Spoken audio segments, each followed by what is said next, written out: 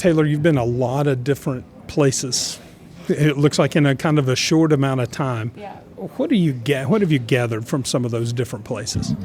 Yeah, so they've all provided different experience.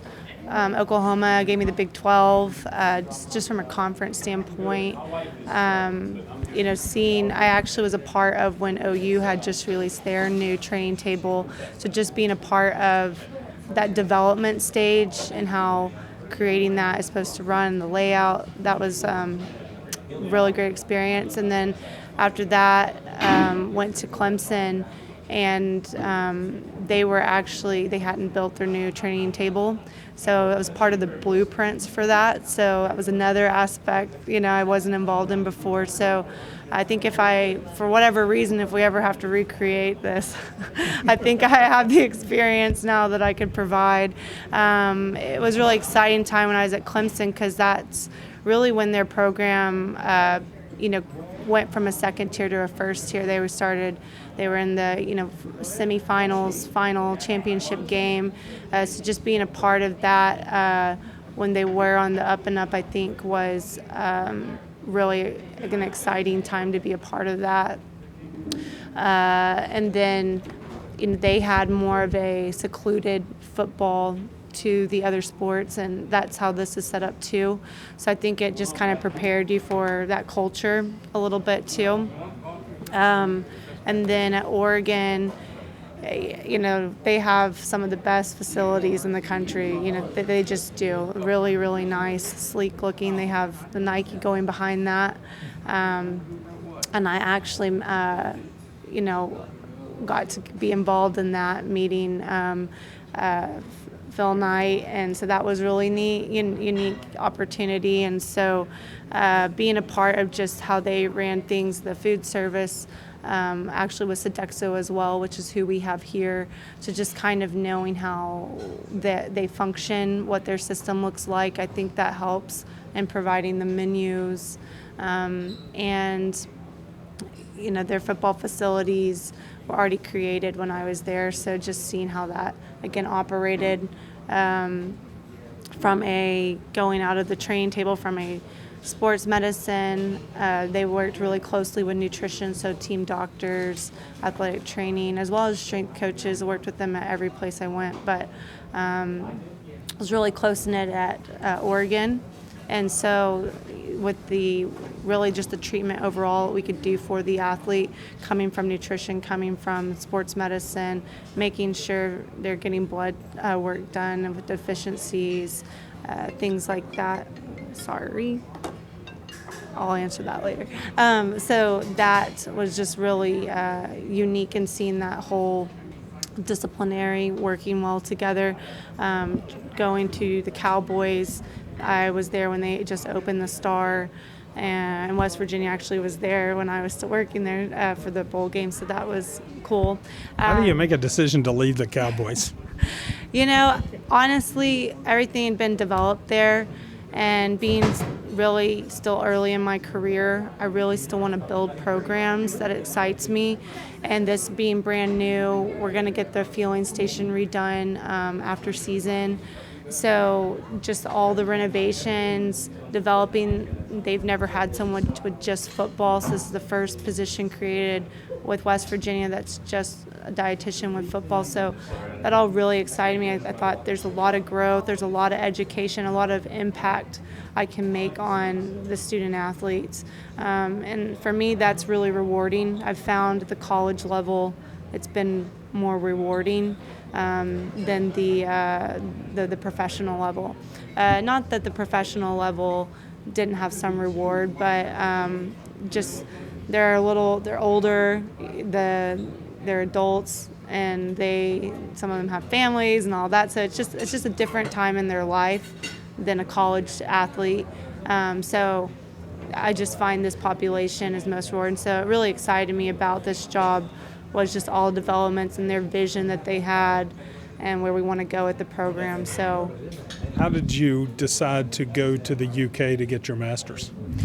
I studied abroad in my undergrad a few times. I actually have another bachelor's degree in Spanish. It's kind of random, I know, but I don't know that I'd do it all over again if I had the opportunity. But I studied abroad in Spain and the Caribbean, South America, and just really enjoyed culture and learning different cuisines. Sorry about that. And so from there, it made me want to embrace more culture, embrace more cuisine, and just have the opportunity to learn from an educational standpoint how other countries do that. And the school I went to in the UK, Loughborough University, it's one of the best sports science universities in the world. A lot of renowned researchers. Actually, a lot of classmates I went to school with were Olympians, so that was really different. It was a really unique experience coming from a sports side and also just that whole international and culture. We have players from all over. A lot of them aren't from West Virginia, and so understanding, okay, the food in the South is different from the food in the Northeast, and making sure we hit all those profiles and spices, I think, is really important. And then if you do have some players internationally, which we do, we have a guy who is from Sweden. Yeah, exactly. So I think just being exposed to Europe and all those cultures and having traveled, I think it really has an advantage for me in being able to relate with what is a comfort food for them and helping provide that, in the training table to help fuel them. You mentioned the refueling station is going to be redone. What does that involve right now? What are the planned changes for it? Yeah, so actually we're getting renovated. Gatorade is our big sponsor, so they're going to re-renovate it. And they're going to pretty much take away cabinets and make things just a little sleeker. Still have the WVU logo, but huge thing for me, dishwasher, so we won't be washing things by hand anymore. So pretty excited about that. We'll have even more state-of-the-art blenders than what we have now. We'll have more fridge space. We'll have an ice machine. We currently, use the one up here and down there. So it's just going to be a lot more efficient with how we do things, whether we're making smoothies or whether the guys want shakes or just whatever little items like snack-wise or just fueling that we can give them. Gatorade will have iPads up there, and you can say if I wasn't at the fueling station, a guy could go up, hit the iPad, and they would say, okay, I want a strawberry banana with peanut butter and something else extravagant shake. They would just click it, and it'd tell them what the ingredients, and it'd tell them how to make it, so then they could go make it. So yeah, we are also going to get TVs down there. So having education just running through the TV will be an upgrade from just the ones on the wall. So it's pretty exciting. So that's the major changes. So just aesthetically, it's going to look pretty nice. You mentioned you're a football-only nutritionist and the only one in the Big 12 right now. That's correct. Is there one or two things that are specific to football nutrition that you do that you wouldn't do for other Olympic or sports or other sports that you've worked with? Yeah, I think just in general, you have such a range in weights and body composition. You have a 300-plus pound lineman, and then you have, maybe all the way down to like a kicker who is maybe 180 pounds. So there's a really big difference. I feel like other sports teams, you don't get as much of a range. So just the energy demands overall is just a lot more complex, as well as each position and what they do is very different. So I think football is just a lot more detailed, and when you do start to individualize each player. So I think it definitely is a full-time job that you don't get to do just a more broad nutrition with some of the other sports. So it really does have to be tailored for not only each position group, but each individual athlete. So I would say that's the biggest difference. Finally, you've mentioned some impressive facilities you've been at.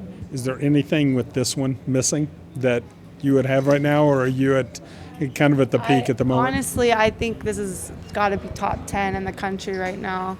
I know there's a lot of, big programs as well that have done some renovations, but I would definitely say we're cutting edge and we're up there. So I don't think there's anything missing. Just, I guess, the TV in my office right now. But other than that, no, I've been really, really impressed with the renovation.